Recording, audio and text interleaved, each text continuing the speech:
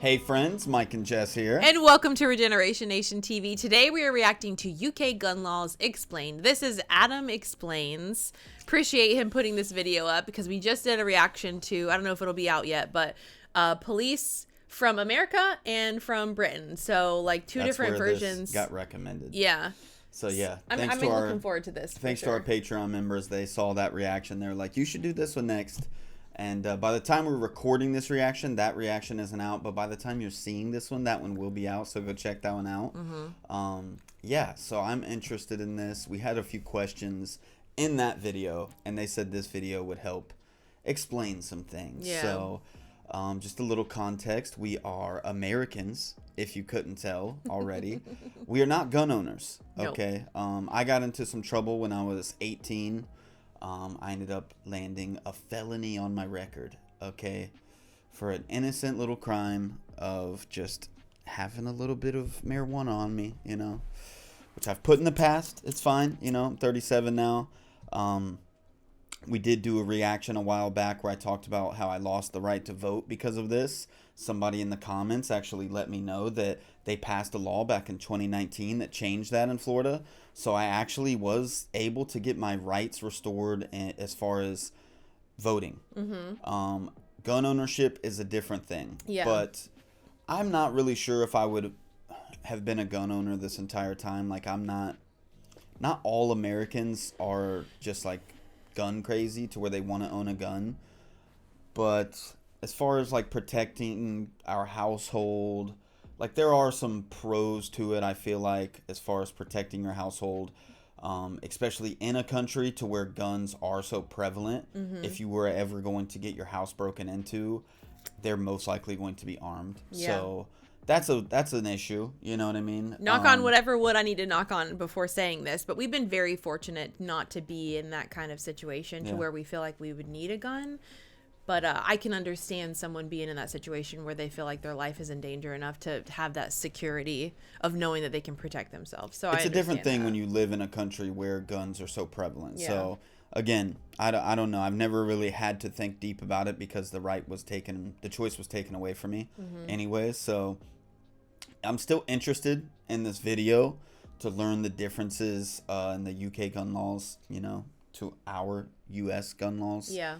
And we'll probably have some more to talk about at the end of the video. But this is a long enough intro. We've got links for this video and Adam's channel down below in the description. Go support him and this video, and let's get into it. Let's do it. Welcome to Adam Explains, where I break down tough topics and give you the facts.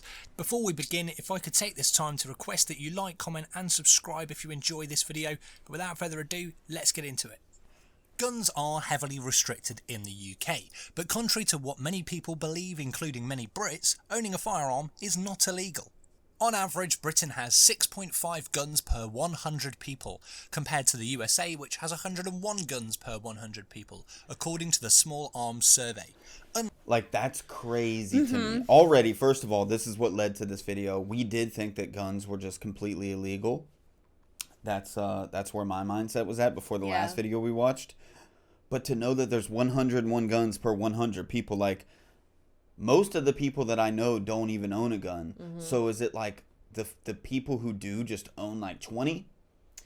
They make up the difference? A lot of people, a lot of people that I know that own guns own more than one. And they have like a whole case, and, you know, most of them are hunters or they have them for protection. So. My mom's ex-husband, he owned probably 10 or more guns. Yeah. So yeah, I guess that the people who do own guns, they don't own one. They own many, many guns. That's crazy. Unlike the Americans with the Second Amendment, gun ownership in the UK is a privilege, not a right. Whether or not this is the right approach is not up for debate in this video, but feel free to discuss it at length in the comments section. Firearms control in the UK is among the toughest in the world, and firearms offences continue to make up less than 0.2% of recorded crime. As you would expect, with such low gun ownership, gun-related deaths are incredibly rare. According to the Geneva Declaration of Armed Violence and Development, it stands at 1 death per million people per year. The UK population is around about 56 million people, and that only adds up to around 50 to 60 gun homicides annually. The rules around gun ownership can vary depending on where you are in the UK, particularly in Northern Ireland, where due to the Good Friday Agreement the laws are much less restrictive and over 5% of the population own a firearm, though these gun owners are not permitted to transport their weapons to mainland Britain. So who, in general, can obtain a firearm? To possess or purchase a firearm, an individual in the UK must be assessed as not posing a threat to public safety by the police, who act as the licensing authority. In addition, the individual must have a good reason to own a firearm and be able to demonstrate to the licensing authority that they require their firearm for work, sport or leisure on a regular legitimate basis, such as being a member of a target shooting club. The reason the police are the licensing authority is because they possess local information that helps inform their judgment, and discretion over what constitutes a good reason is often left up to chief officers. To own a firearm in the UK, a person must undergo a strict vetting procedure which includes interviews, visits to the person's property, criminal record checks and references from friends. In addition, the applicant's GP may be contacted. Once a firearm license is issued... Already, why? Everybody knows about the issues that we've had with gun violence, specifically with school shootings. That simple thing right there, he wrapped it up in about 30 seconds. Our procedure is nowhere near as strict as this. Yeah. This makes sense to me when he drew that out, and even the general practitioner having their input as well, they know more about the mental health of that person too, because they've done physicals on them. They know. Visiting the house, so important, man. Yeah. Oh my gosh. You can only clean so much up. You can tell a lot by entering someone's house and the vibes you get. Getting friends, people around them, to write in about it as well, and interviews and things like that. I would assume that it would be an interview with everybody in the house. That's how it should be. Yeah. There's a lot of debate around which types of guns should be banned here in the U.S., which should be allowed, but to me it should start with this. The vetting procedure should be far stricter than it is currently. Definitely. The applicant's GP may be contacted. Once a firearm license is issued and paid for, the licensed individual must store their gun securely to avoid access by any unlicensed person. What firearms may be licensed in the UK? Unless declared specially dangerous by the Firearms Dangerous Air Weapons Rules of 1969, low-powered air weapons are generally not licensed in England and Wales. That means that if you purchase one of these, you do not require a license in order to possess it. It is often said that handguns are outright banned, which is not strictly true. An individual may own long-barreled revolvers and long-barreled pistols, which are defined with a barrel of at least 30 centimeters in length and that the firearm is at least 60 centimeters long. Long-barreled single-shot firearms of any caliber and semi-automatic pistols of .22 rimfire caliber are permitted with a firearm certificate. Those that do not meet these criteria would be considered a pistol in UK law and are effectively banned, with the exception of muzzle-loading pistols, including muzzle-loading revolvers, which are permitted as long as they meet the criteria set forth in the regulations. All of the pistols are prohibited in Great Britain. Shotguns are legal on a...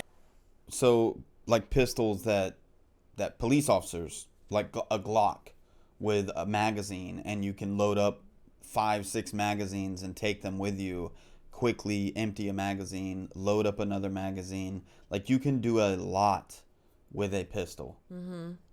I understand their revolver rule. First of all, you need a very long one, harder to conceal, and it's very hard to, you've only got a few bullets. Yeah. And it takes a while to reload that thing, unless you're some type of cowboy. Yeah. But yeah, I don't know. So far, this all just makes a lot of sense. It makes sense for the safety, for sure. Yeah.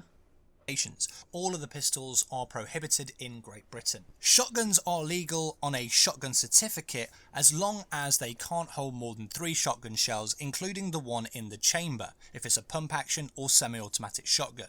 However, shotguns with a detachable magazine or larger fixed magazine are still permitted, but you'll have to obtain a Section 1 firearm certificate. Rifles are also permitted. These are defined by UK law as a rifled firearm with a barrel longer than 30 centimeters or 12 inches, and a total length of the rifle must be longer than 60 centimeters or 24 inches, and it must also not fall under the classification of a long barrel revolver or pistol. Rifles are permitted in any caliber size as long as it doesn't meet the definition of self-loading or pump action. Semi-automatic or pump action rifles are only permitted at a 22 rimfire caliber. What might surprise you is that under UK law, it is legal for you to own the following weaponry, with the correct licensing of course. The M&P 1522, which is based on the AR-15, H&K 416, semi-automatic 22 rimfire caliber MP5, wow. Ruger 1022, Beretta ARX 160, and you can even own an Uzi as long as it's a 22 rimfire caliber. So next time someone says that the UK banned guns, we didn't, but we do strongly restrict and control who can own firearms and what firearms can be owned. And generally speaking, culturally, we don't have the same affinity or interest in firearms as our American cousins. Whether that's a good thing or a bad thing, I'll leave up to you. So let me know in the comments your thoughts on the UK's approach to gun laws. I'd love to hear it. Does it shock you? Does it concern you? Let me know. Thanks very much for watching. Please don't forget to like, comment, share. Does it concern you? Like he was talking about at the beginning, the shooting range. Like unless you're part of a shooting club or something like that, which I do know a few people who are into that. They go to the shooting range often. They talk about how expensive ammunition is and things like that, and it's just going there and shooting inside an indoor shooting range. But as far as like, it's very, I don't know, it's very stereotypical. Whether that's a good thing or a bad thing, you know, this part right here that is affinity or interest in firearms as our American cousins. The affinity or interest, like there's a lot of people who like the shooting range, you know, but as far as like an interest or affinity, I've only ever seen a gun a handful of times, and it was my brother-in-law showing me his gun that he got, that he kept in a gun safe at his house for protection. And it was my old stepfather showing me, and he had very old guns. He had like muskets from World War I. He had some very old-timey guns, so he showed me those. But like, you don't see guns on a regular basis. Guns aren't like a hot topic of discussion in the people that I grew up around or the friend groups that I'm in. So I think that it's a misconception that like every single American, or that most Americans, are like gun-loving fanatics, that like guns are like an everyday part of our lives or something like that. It's just not true. Some people definitely are. Some people are gun fanatics. They go to the gun range all the time. There's a lot of people that I knew when I lived out in the woods, that went hunting all the time. So they had rifles. But I never saw any of their rifles. I just knew that they went rifle hunting for like deer and things like that. But I don't know. I think it's a misconception that everybody's so gung-ho about guns here. I think he was just saying that it's more prevalent that you find people that are our gun laws are very different. Obsessed here. Like the Second Amendment. Yeah. If you start that conversation anywhere, a bar, like I don't talk politics when I'm out in public. I don't do it. It's just not something that I'm going to do. I'm not going to talk politics here either. Like I don't feel like I have a leg to stand on, first of all, but it's also a conversation that could go south very, very fast. But yeah, you talk about the Second Amendment here, there's always a fanatical person that is 100% like, yes, I'm in it. You know what I mean? I have, 15 of my own guns. I do this with it. I do this with it. Like, I feel like that is a right that I feel like people should have, but I feel like there should be a lot more vetting. There should be a lot more vetting. Yeah. And I get some people don't want to give up any rights at all to the government. Our whole, Declaration of Independence, like, we came from not trusting government, and like we're setting up this new type of government to where the government only has so much power. But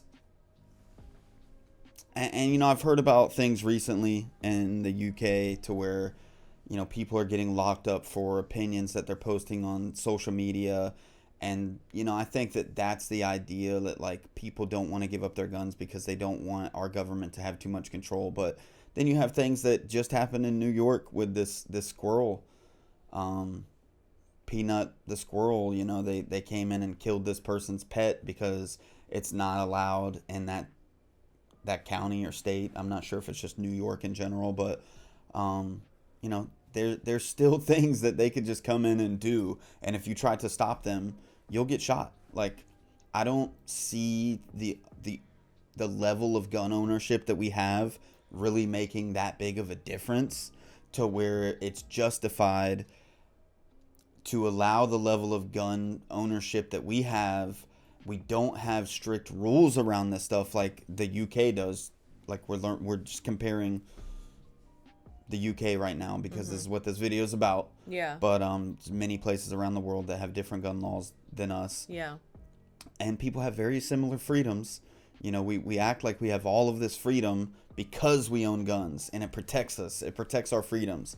But there's so many instances happening every day showing that we do not have as much freedom as you think. And if they want to come in, your few guns that you have are not going to stop them. And you're going to basically say that, hey, I'm going to get in a gunfight with you, and you're going to win, and I'm going to die now if I want to stop you from entering my home and doing whatever it is that you're trying to come in and do. Kill my pet squirrel, or come in and seize my firearms, or whatever it is you're trying to do.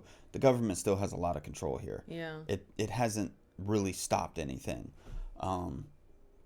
So yeah, I don't know. I would like to see more restrictions, a harder vetting process. I don't know. It's just, guns are definitely a hot topic. But it is. And it's really bad because the thing that sticks out in my brain when you talk about gun laws and guns in America is the school shootings and these young people who just have horrible mental illnesses, mental health issues, and they weren't getting the help that they need. And this is the outlet that they chose, is to go and shoot a bunch of random innocent people that did nothing to them. There's no answer that I have for that, but it was very eye-opening to see the differences in somewhere else in the world that has different gun laws than we do, of how to maybe make it a little bit better, because their gun violence is obviously way lower than it is here, being 50 to 60,000 the guns year, that you're allowed to have an Uzi and a couple of assault rifles. Yeah. So the people wanting to completely ban assault rifles, that doesn't seem to be what I think that needs to be done. It's the vetting process. The biggest thing that I saw in this video is the vetting process. Yeah. That is the biggest difference by far, and that's what would make the most difference. Have a more stringent vetting process. Right now, say I didn't have my felony, I could go out, apply for a gun, and within a week probably have one. And then I have this I can just go down to Walmart and just buy one and leave with one that day. I don't know. And I could be wrong about that. I might be just talking out of my ass at this point, but I know that things are not, the vetting process is not the way that it should be. It's not as strict, as it should be, for sure. So this was definitely eye-opening. I'm glad we got a video on pretty much all the questions that we had in the last video. I thought that it was banned. That was my conception of the UK. So this is nice to see that it's not banned and they have certain restrictions. Especially to the level that it is not banned. Yeah. You know, no idea that you could own an Uzi. Yeah. This Uzi's got a silencer on it and everything. I don't know if you can have silencers on your Uzis, but what the heck do you need a Uzi for even? Just besides the gun range. Yeah. I don't know. Some people like them and just have fun with shooting. Why don't we have safely. A gun range that you can own your own gun, but it stays at the gun range? And if you leave with this assault rifle, this crazy weapon that can do mass destruction, they just call the police on you. If it goes missing, every day they have a roll call on all the weapons. They go through and check everybody's weapons there. If anyone's missing, they call the police. The police come to that person's house. What do you need to take home a fully automatic, or even, they have the bump stocks to where it basically, as it fires, it bumps and makes it to where you basically have a full auto trigger. Yeah, I don't know what you would need that for, to be honest with you. If it weren't for just recreational, shooting. To protect you from the government. You can't protect yourself. If the government yourself. wants to come in, they are still going to come in. Yeah. And you're not going to win that fight. There's nothing you're going to do to win that fight. Yeah. You need an entire compound with hundreds of people all armed to the teeth. There's nothing you're going to do to stop the government from doing whatever they want to do, and there's so many things, so many instances of that happening. Anyways, this is a I don't know what to say though. Oh man, this is a touchy it's a frustrating subject. It's one subject. of those, it's touchy and it's frustrating, yeah. and there's so much. We've homeschooled our sons since kindergarten, and not just because of this, But the more this has happened, it's like, you know, we've discussed it several times. Do you want to put them in this year? Do you want to put them in public school this year? And it's like, why would we? Like, why? We enjoy it. They enjoy it. We gave them the choice a long time ago. You know, they had 1 year to where they both went to public school. Then after that, we gave them the choice. Do you want to go back to homeschool? Do you want to stay in public school? They both chose homeschool. We enjoy it. They enjoy it. It's the risk versus the reward is just not there. Yeah. You know? So, yeah, hopefully, you know, this gave you a little bit of different perspective hearing our thoughts on this. We appreciate you guys watching and sharing the video with us. And yeah, we'd love to hear your thoughts down below. Keep it respectful, but we would still love to hear your thoughts. Definitely. All right, friends. We'll see you on the next one. Bye, friends. Peace. I'm not scared of your love.